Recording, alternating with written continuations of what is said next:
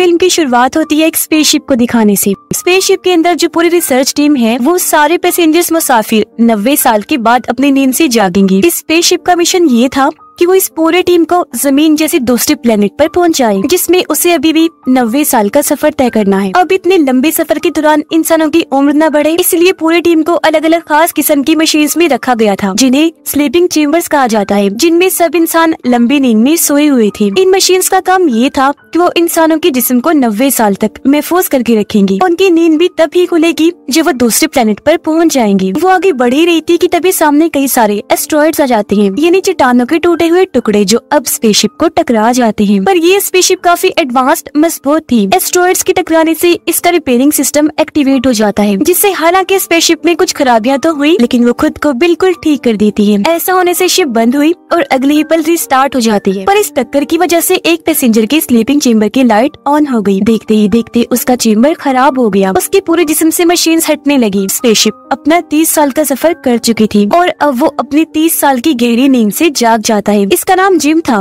वो उठकर आगे बढ़ा। अब पहले तो उसे काफी चक्कर आ रही थी, लेकिन कुछ ही देर में वो बिल्कुल नॉर्मल हो जाता है। अब जिम उस हॉल में जाता है जहाँ सफर खत्म करने के बाद सारे पैसेंजर्स ने जमा होना था, क्योंकि यहाँ इनकी तब मीटिंग होने वाली थी। मगर जाहिर है उसने देखा कि इस हॉल में कोई भी नहीं है। वो पूरे स्पेसशिप में बाकी सभी पैसेंजर्स को ढूंढने लगा, लेकिन उसे अपने अलावा वहाँ कोई भी नहीं मिला। वो कंट्रोल रूम में मदद मांगने के लिए जाने लगा, पर उसका दरवाजा लॉक था, क्योंकि इसे कंट्रोल रूम के मेंबर की आईडी से ही खोला जा सकता था या फिर टीम के हेड की। इसलिए अब जिम सिस्टम से ही अपनी लोकेशन की डिटेल्स निकलवाता है, ताकि वो पता कर सके कि इस वक्त स्पेसशिप कहाँ है। जहाँ उसे पता चल गया कि वो अपनी मंजिल यानी उस प्लेनेट से 90 साल दूर है, यानी कि वो 90 साल पहले ही जाकर अपने स्लीपिंग चेम्बर से एक्टिवेट हो गया है। वो काफी मायूस हो गया, वहाँ से जाने लगता है। मगर तभी उसकी नजर सामने गई। उसे लगा कि वहाँ कोई इंसान है, तो जिम उस तरफ ही जाने लगा, जहाँ उसे पता चला कि वो इंसान नहीं बल्कि इंसानी शक्ल वाला रोबोट है। अब जिम को वहाँ एक औजार मिला, जिसकी मदद से वो अपने स्लीपिंग चेम्बर को ठीक करने की कोशिश करता है, मगर इस चीज में वो नाकाम ही रहता है। इसके बाद जिम कंट्रोल रूम में भी जाने की कोशिश करता है, औजारों से उसके दरवाजे को काटने की कोशिश करता है, मगर वो इतना मजबूत दरवाजा था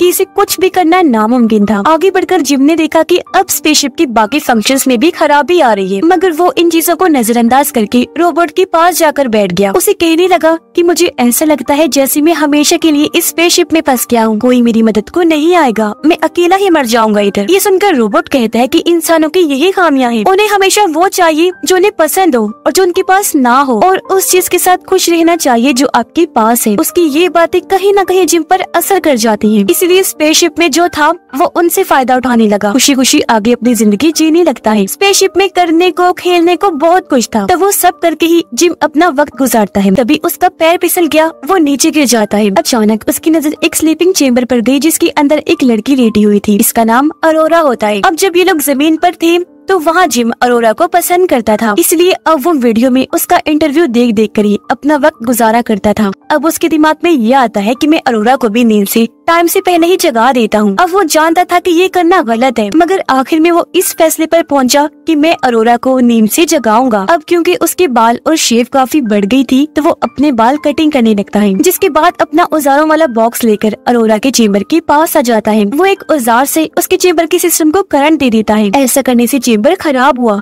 खुल जाता है, मगर इससे पहले उसकी आंखें खुलती, वो अपने पास जिम को देखती। वो अपना औजारों वाला बॉक्स लेकर भाग जाता है, सभी औजार किसी जगह पर छुपा देता है, ताकि अरोरा को ये बात पता ना चल सके कि उसके साथ ऐसा मैंने किया है। जिसके बाद अरोरा अपनी नींद से जाकर आगे बढ़ी, और अब जब दोनों का आमना सामना हुआ तो अरोरा उससे पूछती है कि टीम के बाकी लोग कहाँ पर हैं? कोई नजर नहीं आ रहा। इस पर जिम उसे बता देता है कि तुम्हारा और मेरा स्लीपिंग चेम्बर खराब हुआ है। साथ ही वो घबरा भी रही थी, इसलिए वहाँ जाकर देखती है जहाँ सबकी चेम्बर्स रखी हुई थी। वो देख लेती है कि जिम सही कह रहा था।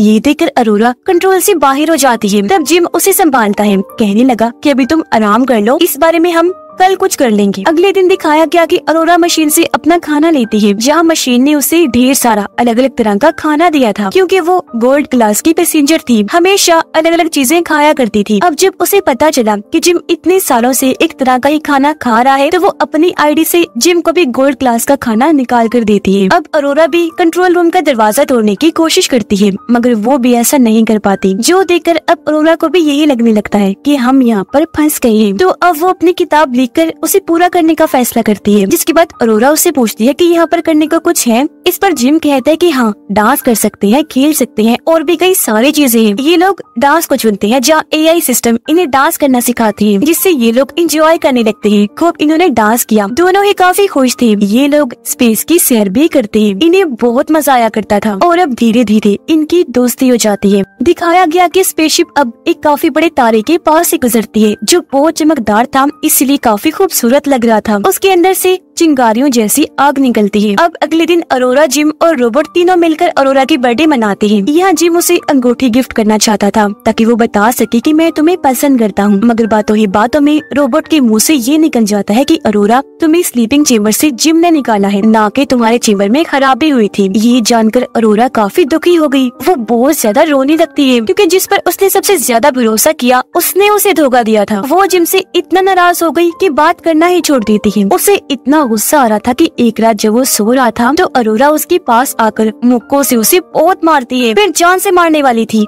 लेकिन किसी तरह खुद पर काबू पा लेती है। जिसके अगले दिन जिम ये कबूल कर लेता है कि हाँ, मुझसे ये गलती हुई, मैंने ही तुम्हें स्लीपिंग चेम्बर से जगाया था, मुझे माफ कर देना, क्योंकि इसके अलावा मेरे पास और कोई चारा नहीं था। एक साल अकेली रहने की वजह से मैं जैसे पागल हो गया था, लेकिन अब भी अरोरा उसकी एक नहीं सुनती, उस पर ही काफी चिल्लाने लगती है। अगले दिन जब वो लिफ्ट में था तो अचानक खराबी होने की वजह से लिफ्ट बंद हो जाती है। वो रुक गई तो अब जिम बाहर नहीं जा सकता था, तो अब हाथों की मदद से जैसे तैसे लिफ्ट को खोलकर वो बाहर आने लगता है। दूसरी तरफ जब अरोरा भी मशीन से खाना लेने जाती है तो मशीन में भी खराबी आ गई थी, क्योंकि वो बहुत सारा खाना अरोरा के ऊपर फेंक देती है। ये देख दोनों को कुछ समझ नहीं आ रही थी कि आखिर ये हो क्या रहा है। वो इस बारे में सोच रहे थे कि तभी इन्हें किसी इंसान की आवाज आई। ये जब चेक करने आगे बढ़े तो देखते हैं कि इनकी टीम का हेड भी अपनी स्लीपिंग चेम्बर से जाग गया है। हेड को भी खराबी का पता चल गया था, इसलिए वो अपनी आईडी से कंट्रोल रूम का दरवाजा खोलकर अंदर जाता है ताकि चेक कर सके कि और कौन कौन सी खराबियां हैं, मगर उसे कुछ भी पता नहीं चल पाता। तो ये लोग फैसला करते हैं कि स्पेसशिप में होने वाली खराबियों को हम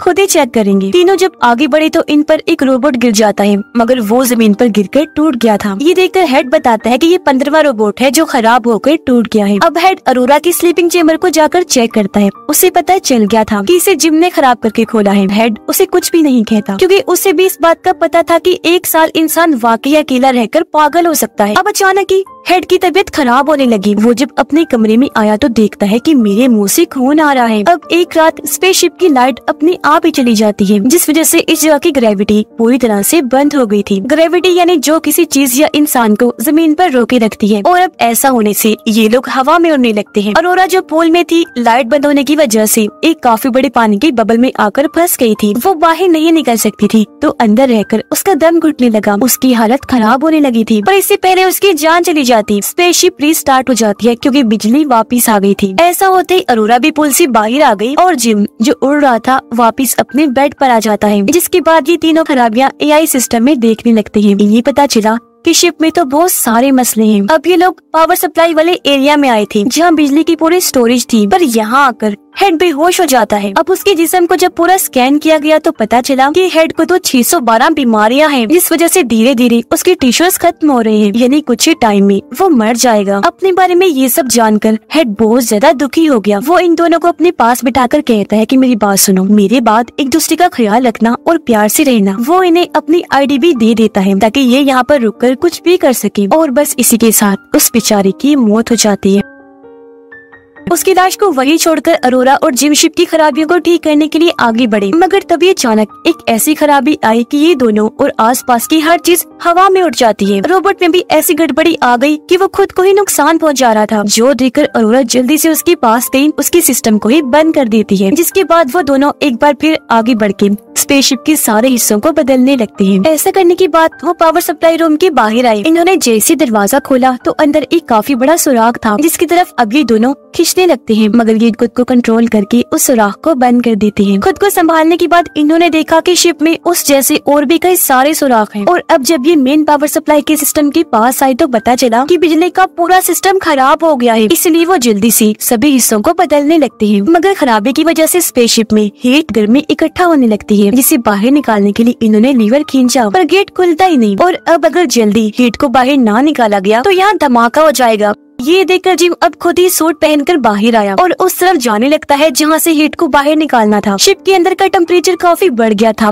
हर चीज तेज गर्म हो जाती है। उस जगह पर आकर जिम बाहर से लीवर खींचता है, जिससे वो दरवाजा खुल गया, मगर जैसे उसने लीवर छोड़ा दरवाजा फिर से बंद हो जाता है। ये देखकर जिम समझ गया कि अगर दरवाजे को खुला रखना है तो लीवर को पकड़े रखना होगा। लेकिन एक मसला था, जब हीट इस रास्ते से निकलेगी तो वो जिम को भी छूकर गुजरेगी, तो इस तरह उसकी जान भी जा सकती थी। लेकिन वो फिर भी रिस्क लेकर लीवर खींचता है, जिससे दरवाजा खुल गया। ऐसा करने के बाद अरोरा को कहता है कि जल्दी से लीवर खींचो ताकि हीट बाहर निकल सके, मगर वो ऐसा करने से मना कर देती है क्योंकि वो नहीं चाहती थी कि जिम को कुछ भी हो। पर क्योंकि स्पेसशिप का टेम्परेचर धीरे धीरे बढ़ता जा रहा था, इसलिए ना चाहते हुए भी अरोरा को लीवर खींचना ही पड़ता है। ऐसा होने से सारी हीट जिम को छूते हुए बाहर निकलने लगती है। पर तभी जिम का पैर फिसल गया। वो नीचे की तरफ इतनी जोर से जाने लगा कि उसके जिस्म से जो सेफ्टी तार लगी थी वो टूट जाती है। अब शिप तो ठीक हो गई थी, लेकिन जिम अभी भी स्पेस में ही था। उसके सूट में छेद हो गया था और अब वो स्पेसशिप से दूर हो रहा था। अब उसे बचाने के लिए अरोरा भी सूट पहनकर बाहर आती है। हालांकि जिम उसे दिख तो गया, लेकिन वो इससे काफी दूर था, मगर फिर भी अरोरा उस तक पहुंचने की कोशिश करती है। दोनों ने एक दूसरे का हाथ भी पकड़ लिया था, लेकिन हाथ फिसलने की वजह से एक बार फिर अलग अलग हो गई। ये देखकर अरोरा रोने लगी क्योंकि उसे लग रहा था जैसे जिम जा चुका है। लेकिन तभी वो उस तार को देख लेती है जो जिम के साथ जुड़ी हुई थी। वो जल्दी से इस तार को पकड़ के उसे अपनी तरफ कर लेती है, जिसके बाद उसे स्पेसशिप में ले आई। अब जिम का सूट जल गया था। काफी देर तक स्पेस में रहने की वजह से उसकी हालत भी काफी खराब हो जाती है, जो देखकर अरोरा काफी डर गई। वो उसका सूट उतार कर उसे मेडिकल मशीन में डाल देती है। वो मशीन को हुक्म देती है कि अपने सारे फंक्शंस एक साथ ही जिम पर कर डालो। ऐसा होते ही मशीन एक साथ जिम का इलाज करने लगती है,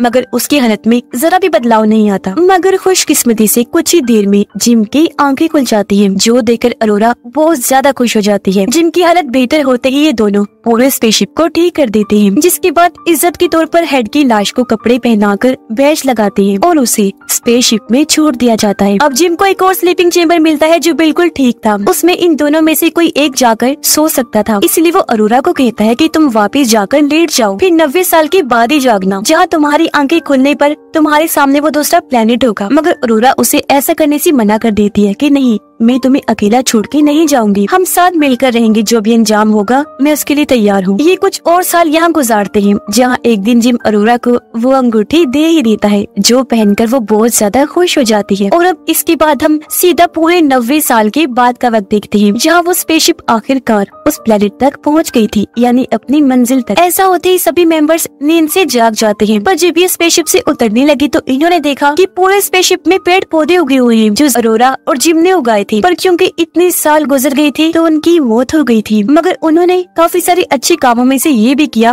कि स्पेसशिप को ठीक कर दिया, तभी ये लोग अपनी मंजिल तक पहुंच पाए। और इसी के साथ ये कहानी इधर ही खत्म हो जाती है।